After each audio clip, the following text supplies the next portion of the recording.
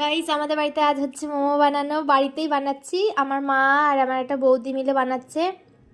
তো দেখো এখানে হচ্ছে মোমো ড্রপিং, মানে ওই যে পুরটা দেওয়ার পর যেটা করে এই মেশিনটার মধ্যে দিয়ে আমরা করছি।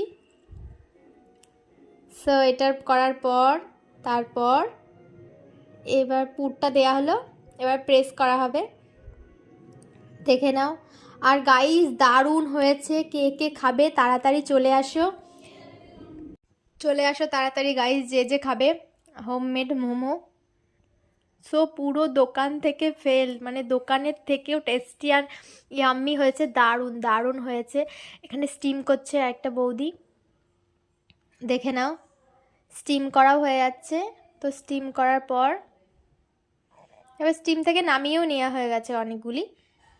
এই দেখো, দেখলেই তো তোমরা দেখতেই পাচ্ছ কি দারুণ দেখতে লাগছে।